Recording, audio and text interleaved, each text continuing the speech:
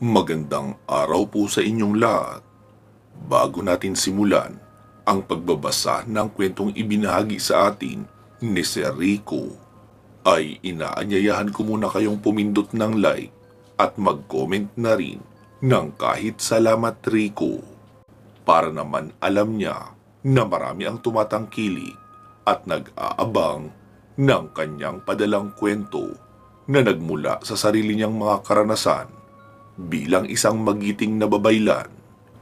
Gusto ko rin kayong anyayahang makinig sa pinakamaaksyong kwento na nai-upload dito sa ating channel.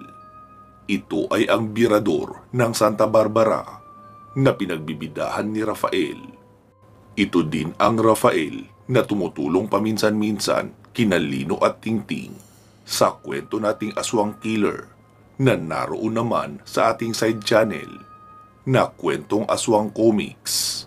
Nasa video description ang link ng playlist para kumpleto na at hindi na kayo mahirapang hanapin ang kasunod. 100% po itong ma-action ha. Sana ay ma-enjoy nyo. Birador ng Santa Barbara Series, Book 1 to 4, Part 1 to 239. Iyon na po ang kabuuan ng kwento. Salamat sa mga dadalaw at makikinig. Ipagpatuloy na natin ang kwento. Noong paalis na ako ay sinabi ng ginang, "Sir, baka po pwedeng mamaya na kayo umalis kapag nagising na sila pareho. Baka kasi hindi na sila magising eh." Sabi ko naman, "Hindi pa naman po ako uuwi, may pupuntahan pa ako. Huwag kayong mag-alala, magigising pa ang mga anak nyo. Kailangan lang ng katawan nila ng mahabang pahinga." Tumango-tango na lang ang ginang kahit pa may pag-aalala pa rin sa kanyang mukha. Pagkaalis ko ng bahay nila ay tumuloy ako sa puno ng balete kung saan nagpapakita sa dalagang si Ann iyong binatang engkanto na umaangkin sa kanya bilang kasintahan. Noong naroon ako ay agad kong naramdaman ang aura noon. Naroon lang din siya sa punong iyon. Maliban sa kanya ay marami pang mga elemental ang naroon. Lumapit ako sa puno. Hinawakan ko iyon at umusal ako ng mga kataga. Ilang saglit lang ay biglang natuyo ang mga dahon noon at nagsilaglagan. Maging ang mismong katawan ay mabilis namatay at lumuma. Pinagmasdan ko pa iyon hanggang sa tuluyan ng natumba ang puno. Pinatay ko na kasi iyon. Tumalikod na ako para umalis, pero muli akong napalingon dahil may naramdaman akong presensya. Pagkalingon ko ay nakakita ako ng mga engkantong mapuputi at matatangkad. Sa tingin ko ay isa sa kanila ang kasintahan ng dalagang gumon na lagi niyang kausap. Kaya madalas siyang makita ng ibang tao at mga estudyante na nagsasalita mag-isa habang nakatingin roon sa puno. Dahil hindi naman nila nakikita ang engkantong iyon, iyon din ang nagtuturo sa kanya ng mga sagot sa tuwing may exam. Kaya kahit hindi siya nakikinig ay palagi pa rin siyang perfect. Nagsalita ang isa sa mga engkantong iyon. "Hindi nabibilang ang babaeng iyon sa mundo ng mga tao. Ako ang dahilan kaya siya pinanganak ng kanyang ina. Sa akin humingi ng tulong ang kanyang ama at ako ang nagbigay ng paraan para matupad ang kanyang kahilingan. Ano at nakikialam ka, mortal?"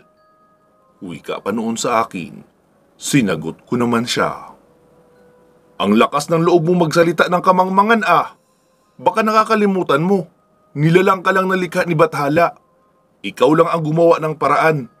Pero si Bathala pa rin ang masusunod sa pagbibigay ng buhay sa lahat ng mga nilalang dito sa mundo. Huwag niyo nang lalapitan ang kahit sino sa magkapatid na iyon. At kung susuwayin niyo ako, ay ako mismo ang magbubura sa inyo dito sa mundo." Sumagot naman ang isa sa kanila na tumatawa. "Buburahin daw tayo. Nagpapatawa ka ba? Hindi mo ba naiisip na isa ka lang tao na nabiyayaan ng kakayahan na makakita ng kagaya namin? At mukhang hindi ka rin marunong magbilang. Nag-iisa ka lang. Marami kami dito. Kaya ikaw ang mangmang na hindi nag-iisip at hindi marunong magbilang. Hindi ko na sila pinansin pa. Tinalikuran ko na at naglakad na ako para umalis na sana. Nang biglang may sumabit sa leeg ko. Baging iyon na sobrang tigas para iyong yari sa alambre. Kaya napaatras ako at muling napaharap sa kanila. Nakita kong iba na ang itsura nila. Mas lumaki pa sila lalo at bumangis ang itsura. Nawala sa isip ko na isa nga rin pala silang mga engkantong aswang. Hinawakan ko ang baging na nakapulupot sa liig ko, pero pati ang kamay ko ay pinuluputan rin. Kaya nagbukas na ako ng puder. Dahil sa puder ay kumalas ang baging. Napaatras silang lahat at sinabing, "Isa kang babaylan!" Sabi ko naman, "Ang kukulit nyo kasi. Hindi ko na sana kayo papatulan dahil nagmamadali ako. Pero dahil sa ginawa nyo, ay kailangan ko kayong tapusin." Gumamit sila ng tagabulag para takasan ako, pero hindi iyon gumana dahil kinontra na agad ni Mian. Bigla kasing lumitaw sa harapan ko sina Mian, Menos at Gemini. Kapag naramdaman kasi nilang nagbukas ang poder ko, ay mabilis silang dumarating dahil ibig sabihin may panganib akong kinakaharap. Hindi naman kasi ako basta-bastang nagbubukas ng poder kung hindi kinakailangan dahil ayokong makapanakit ng mga elemental sa paligid na wala namang masamang ginagawa. Nagsalita ang isa sa mga engkantong iyon habang nakatingin kina Mian, Menos at Gemini. "Bakit nyo kinakampihan ang taong iyan? Pareho tayong elemental, kaya dapat tayo ang nagkakampihan." Sumagot naman si Menos, "Wala kaming pakialam sa inyo. Ang misyon namin ay gabayan ang taong ito at gagampanan ko iyon kahit kayo pa ang makakalaban. Kaya nasisira ang balanse ng iba't ibang dimensyon at nag-aaway-away dahil sa inyong mga lumalabag sa batas ng mga nilalang. Ang babaylang ito ay siyang inatasang magsaayos ng mga sinisira inyong kaayusan at batas."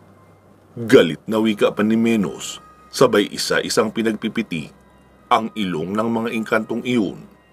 Ang laki pa naman ng kamay ni Menos at ang lakas din, kaya hindi magkamayaw sa paghiyaw ang mga iyon. Tumingin si Mian sa akin sabay sabing, "Pantas, tutuluyan ba natin ang mga ito?" Hindi ko na siya sinagot at naglakad na ako papabalik sa bahay noong ginamot kong magkapatid. Sumunod na rin sila sa akin at iniwan na ang mga engkantong iyon. Noong makabalik ako sa bahay ng mga dalaga ay nakita kong may malay na sila. Nakaupo sila sa upuan pero nanghihina pa rin.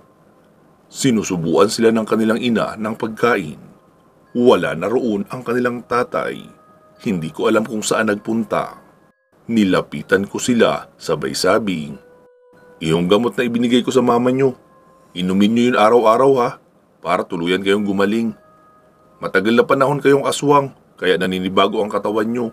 Nawala ang enerhiya ng pagkaaswang sa loob na siyang madalas nagbibigay sa inyo ng lakas. Pero hindi magtatagal, masasanay rin kayo at magkakaroon kayo ng normal na lakas bilang tao." Kinausap ko naman ang bunso na si Almira. "Almira, kumusta na ang pakiramdam mo?" Sabi naman noon, "Ayoko ng ulam, mapait at maalat, puro padamo." Sabi ko naman sa kanya, "Ano ka ba? Masarap yan. Gulay at isda yan eh."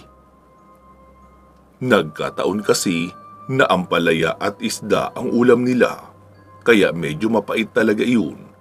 Lalo na sa kanya na unang beses palang kakain ng pagkain ng tao na may asin. Tumawa lang ang ate niya sabay sabi sa akin, "Taga saan ka ba talaga? Ang bata-bata mo pa para maging isang babaylan at ang dami mo nang alam. Salamat nga pala ha sa paggamot mo sa amin. Pasensya ka na rin. Hindi ko alam noong una na ikaw pala ang makakatulong sa amin. Kanina ko pa nga iniisip na papaano na lang pala kung pikon kang tao. Di pinatay mo na kami agad." Sumagot naman ako, "Ano ka ba? Gaya ka ng sinabi ko, di ba? Kahit pababaylan ako at mga aswang kayo, may malasakit pa rin naman ako sa kapwa-tao. Kaya kung willing naman magbago, ay handa rin ako magpakumbaba at bigyan kayo ng ikalawang pagkakataon na mabago ang inyong buhay. Kumusta naman ang pakiramdam mo? Ayos naman, pero sobrang nahihina pa talaga ako. Wala pa akong lakas sa tuhod kahit nga sa mga kamay. Sabi ko naman, okay lang yan, ipagpatuloy nyo lang ang pagpapahinga at pag-inom ng pinakuloang dahon na ibinigay ko. Ilang araw lang ang bibilangin at lalakas na kayo uli. Sige pala, uuwi na ako. Kailangan ko na rin kasing umuwi sa amin. Hinahanap na ako ng misis ko sigurado. Nagiging dragon pa naman yon kapag nagagalit at bumubuga ng apoy. Tila nagulat naman siya sa sinabi ko. Sabay sabing, "Ha? May asawa ka na pala? Sayang naman. Kaya pa naman ako nagpagamot dahil isa sa dahilan ay..." Hindi niya na natapos ang kanyang sasabihin dahil biglang nagsalita ang kanyang kapatid. "Ate naman ang landi-landi mo. Sabing jowa ko na siya nangaagaw ka pa." Nagkatawanan naman sila pati na ng kanilang ina. Ngumiti na lang din ako. Naiintindihan ko rin naman ang kalagayan noon kasi nga isa iyong special child. Pero ang higit kong ikinakatuwa dahil hindi lang ang pagiging aswang niya ang nagamot ko. Kasama ko ring napagaling ang kanyang pagiging bulag. Noong aswang pa kasi siya ay wala siyang makita. Pero may mata naman siya. At kasama ko iyong nagamot noong maalis ang kanyang pagkaaswang. Nalaman kong kasama pala iyon sa epekto ng sumpa sa kanya. Kaya noong naalis ang sumpa ay nagkaroon na rin siya ng paningin. Nagpaalam na ako sa kanila. Nagpasalamat naman ang ginang at sinabing hindi na rin daw sila magtatagal sa lugar na iyon. Uuwi na raw sila sa kanilang lugar. Hindi naman daw sila taga roon. Nag-aalala lang siya sa sitwasyon ng kanyang mga anak, kaya sila umalis sa orihinal nilang tirahan. Pero ngayon na okay na ang dalawa, ay babalik na raw sila doon. Dagdag niya pa na bago raw sila umuwi, ay pupuntahan nila ako sa bahay ni Ate Erika, dahil alam naman niya ang bahay ni ate. Sabi ko naman na okay lang, pero hindi ako sigurado kung maaabutan pa nila ako roon. Dahil hindi rin naman ako taga roon sa lugar na iyon. Uuwi na rin ako sa amin sa kabilang bayan. Nagpaalam na nga ako sa kanila at muling binilinan ng kanilang mga dapat gawin. Pagkarating ko sa bahay nila ate ay napansin kong dumarami pa ang mga taong nag-iinuman sa labas. Maingay na rin dahil sa kwentuhan at mga nagvi-video okay. Marami din naman kasi silang kapitbahay. Pero hindi naman masyadong dikit-dikit talaga. Nakita ko ang pinsan kong si Princess na namumula na ang pisngi. Nilapitan ko siya at sinabing, "Uy, ikaw ha, hinahinay ka lang sa pag-inom. Namumula ka na Ang bigat mo pa naman buhatin kapag nalasing ka. Kung gusto mo, doon ka na lang sa loob magpatuloy sa pag-inom para diretso higa ka na kapag nalasing na." Sinagot niya naman ako. "Ano ka ba naman kuya? Wala ka bang tiwala sa akin? Matagal kaya akong malasing. Tsaka kasama ko pang mag-inom iyong kaibigan mong babae." Pang-aasar niya pa sa akin. Tatango-tango lang ako. Totoo rin naman na malakas siyang uminom. Kaso nga lang nagiging sobrang madaldal na siya kapag nakakainom. Sabi ko naman, "Nandito pa pala ang isang yun? Bakit hindi pa umuwi?" "Oo, nandun sa loob, umiihi. Naghihintay sa'yo iyon, kaya ayaw pang umuwi. Dali, sundan mo na." Joke lang kuya ha. Huwika niya pa, sabay tawa. Hindi ko na siya pinansin. Tapos tinawag naman ako ni ate. "Bunso, halika rito. Nakauwi ka na pala. Oh, kumusta ang lakad mo?" "Okay lang te, nagamot ko na ang dalawa." Sabi niya naman, "Oo nga pala bunso, nariyan pa si Wendy. Nasa kwarto. Lasing na yata. Kanina kasi, pinipilit niyang maglakad kahit pasuray-suray na dahil hinahanap ka niya." Sabi ko naman, Hayaan mo nang matulog dyan sa kwarto para mawala ang pagkalasing. Pagkagising niyan, wala na ako. Pakisabi na lang na umuwi na ako. Alam mo naman na hindi pwedeng matagal na mawala ako sa atin. Maraming naghahanap sa akin doon. Ha? Uuwi ka na? Iiwanan mo dito yung pinsan mo? Sinong magbubuhat sa kanya mamaya? Siguradong hindi naman yan titigil sa pag-inom hanggat hindi talaga lasing na lasing. Hindi mo rin yan pwedeng maiuwi ngayon. Kaya bukas ka na umuwi. Tatawagan ko na lang sila mama na bukas ka pa makakauwi. Kinabahan nga ako kanina dahil may nabangga yung si Princess na isang babaeng medyo may edad na. Tapos nagalit yung babae at ang sama makatingin. Tingin ka roon sa may puno sa tapat. Yung babae na nakasandal doon sa puno na nakaitim, siya yun. Agad naman akong sumili. Pagkasilip ko sa puno, ay bigla na lang ako napabulalas ng, "Anak ng tinapa! Mangkukulam yan Anong ginagawa niyan rito?" Wika ko pa sabay labas ng bahay at binulungan ang pinsan ko. "Pumasok ka na sa loob, ngayon na." Bigla naman siyang umakbay sa akin sabay sabing, "Kuya, nahihirapan akong huminga." Nalaman kong binato na pala siya ng palipad hangin noong mangkukulam. Tinignan ko ang bahaging dibdib niya. Lintik, wala na ang ipinasuot kong kwintas. Panangga niya iyon sa kulam at mahika. Napailing-iling na lang ako. Bago ko pa siya maitayo, ay bigla na lang siyang nawala ng malay. Hirap na hirap akong buhatin siya papasok dahil napakabigat niya. Tsabi pa naman iyon. Nagkagulo ang mga taong nakakita sa kanya. Dinala ko na siya agad sa loob at pinahiga sa mahabang upuan. Si ate naman ay naiiyak na sa pagkataranta habang pilit ginigising ang pinsan namin. Sabi ko naman sa kanya, "Bakit mo naman kasi hinayaan yan doon sa labas, te?" Sabi niya naman, "Nakailang beses na akong nagpapasok niyan Ayaw makinig."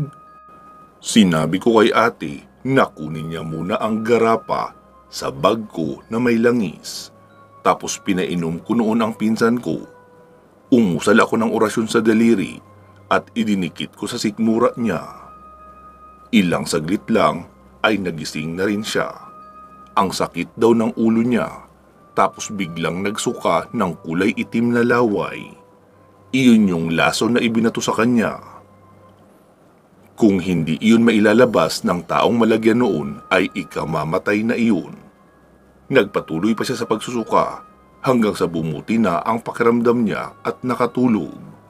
Sabi ko naman kay ate, "Te, may aasikasuhin lang ako. Bantayin mo muna si Princess Hanapin mo rin ang kwintas niya tapos ipasuot mo uli." Kaya tinabla ng palipad hangin yan dahil hindi niya iyon suot. Sabi naman ni ate, "Baka nahulog o di kaya sinadyang tanggalin noong babaeng bumangga sa kanya kanina. Saan ka nga pala pupunta?" "Basta, babalik ako agad." Lumabas na ako ng bahay. Noong medyo nakalayo na ako, ay ipinikit ko ang aking mga mata at umusal sa hangin. Pinakiramdaman ko ang aura noong mangkukulam. Nakita ko sa aking balintataw na umalis na rin pala agad ang mangkukulam na iyon noong malaman niyang may nakapigil sa tangka niya sa aking pinsan. Alam niya rin na babaylan lang ang makakalunas sa ginawa niya sa ganoon kabilis. Galit na galit ako ng mga pagkakataong iyon dahil napaka-traidor ng ginawa niya. Tinawag ko ang tikbalang na si Menos at sinabing huwag hahayaang makalayo ang mangkukulam na iyon dahil malaki ang kasalanan noon sa akin. Tumango naman iyon sabay talon at biglang nawala. Ilang saglit lang ay bigla na ring nakabalik at sinabing, "Babaylan, ginawa ko na ang nais mo." Dinala naman ako agad ni Mian sa kinaroroonan ng mangkukulam. Naabutan ko siyang nagpapaikot-ikot sa isang puno at palingalinga. Nagtataka siya dahil hindi niya mahanap ang daan. Ginamitan kasi siya ng lamat ng tikbalang para maligaw at magpaikot-ikot lang sa isang puno. Noong naroon na ako malapit sa kanya, ay tinanggal ko na ang lamat na ginawa ni Menos. Nakita niya na rin ako. Sabi ko sa kanya, sa dami ng pwede mong biktimahin, ang pinsan ko pa talaga ang napili mo. Paano na lang kung wala ako doon? E di namatay na yun ng tuluyan. Alam kong naroon ka lang sa malapit, pero pinabayaan lang kita dahil akala ko nagbago ka na at sinamantala ang ikalawang pagkakataon na ibinigay ko sa iyo. Pero hindi ka pa rin pala talaga nagbabago. Hindi na kita kakaawaan sa pagkakataong ito. Gusto ko lang pong ipaalala ang tungkol sa mangkukulam na ito. Kung naaalala niyo pa ang kwento tungkol kay Wendy na anak ng mayor na kinulam. Ito rin ang mangkukulam na may gawa noon. Kaya ibig sabihin, hindi niya pa rin binibitiwan ang kanyang pagiging mangkukulam. Nagsalita yung mangkukulam. Anak, maawa ka sa akin. Hindi ko alam na pinsan mo pala iyon. Kaya noong maramdaman ko ang presensya mo, ay umalis na ako agad. Maawa ka sa akin. Huwag mo akong papatayin. Magkakasakit at manghihina ako kapag hindi ako nakapambiktima. Sinagot ko naman siya. Naramdaman mo na pala ang presensya ko, itinuloy mo pa rin ang ginawa mong mahika. Binalaan na kita dati na itigil mo na ang ginagawa mong pangkukulam, pero hindi ka nakinig. Sabi niya naman, hindi ko na mababawi ang nagawa ko. Kahit gustuhin ko rin magbago, ay hindi ko rin iyon magagawa. Dahil ikamamatay ko iyon. Hanggat nasa akin ang mga kakayahan bilang mangkukulam, ay magpapatuloy talaga ako.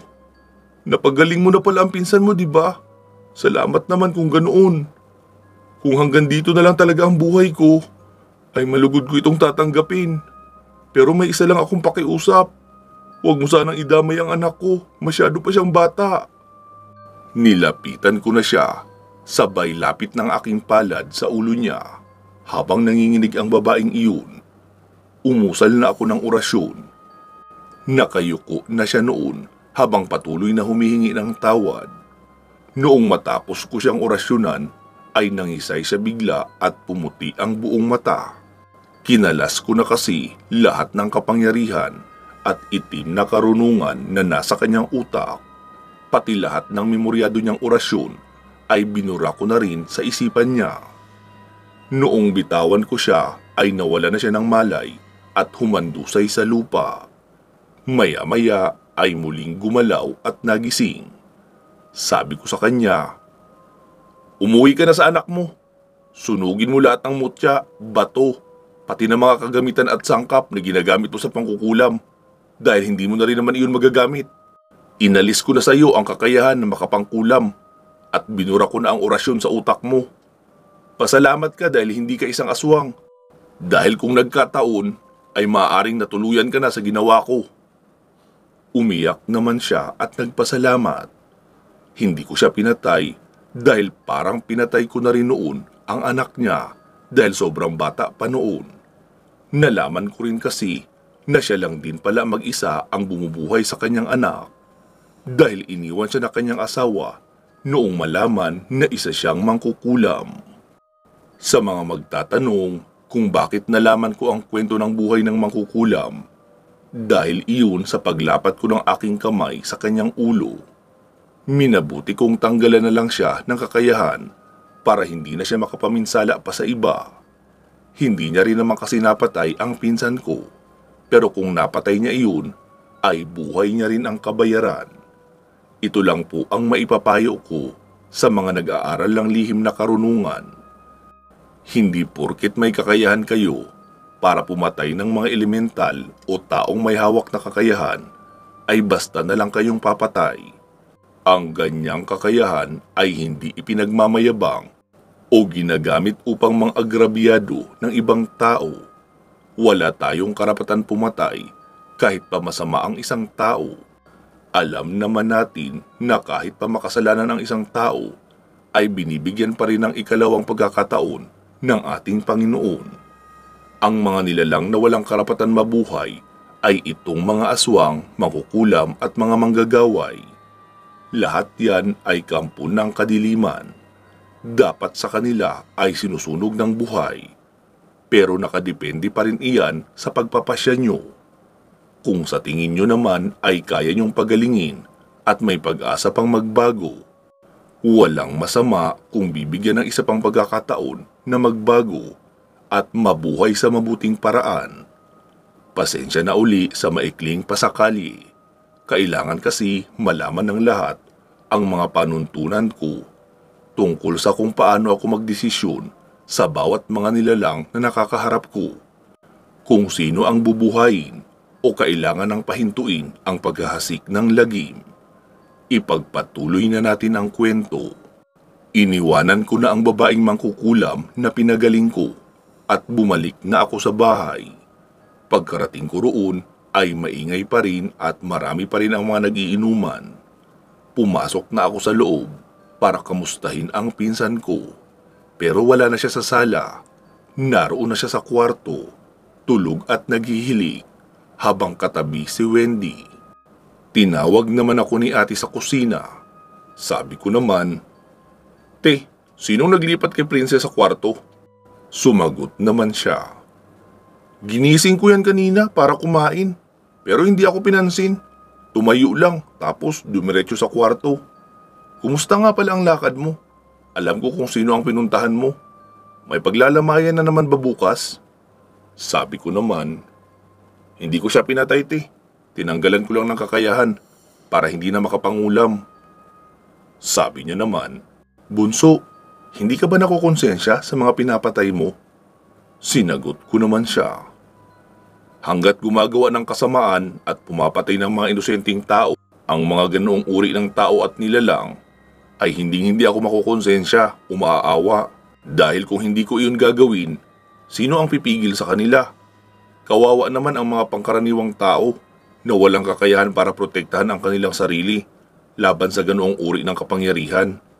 Kaya nga ako ginawang babaylan para puksain ang mga katulad nila. At kung walang babaylan, lalo pa silang dadami hanggang sa lahat na ng tao ay mabiktima nila. Hindi rin porket babaylan ako ay angat na ako sa iba.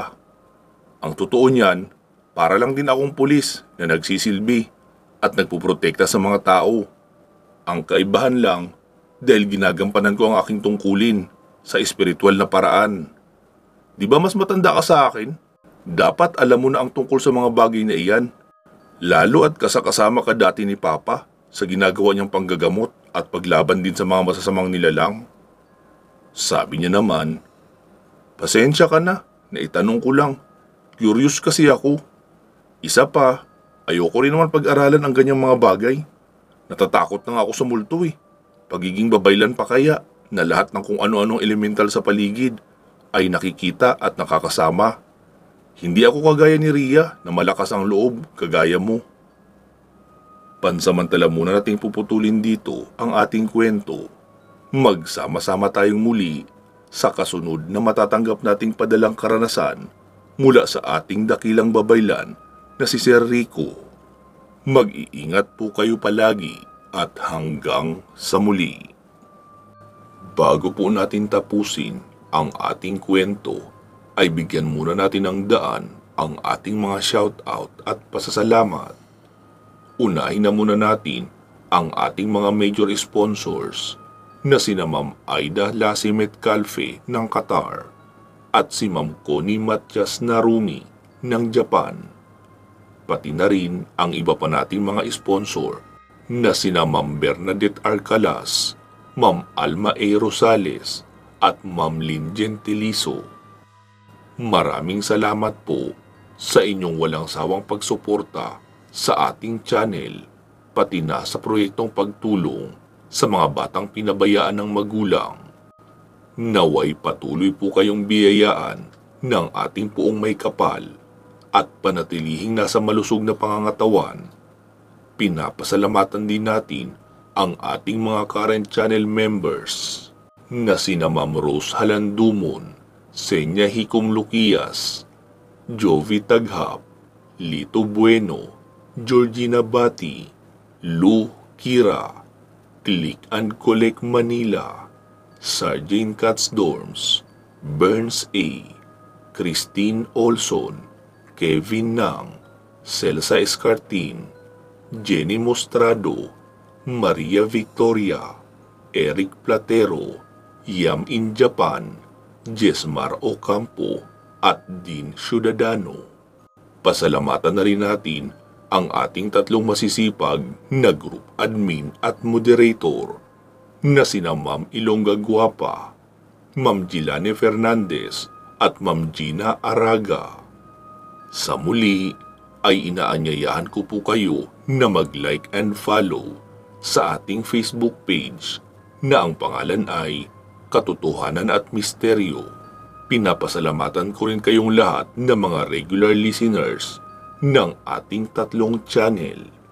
Ito po ay ang Katotohanan at Misteryo, kwentong aswang comics, tsaka iyong problema at payong kaibigan.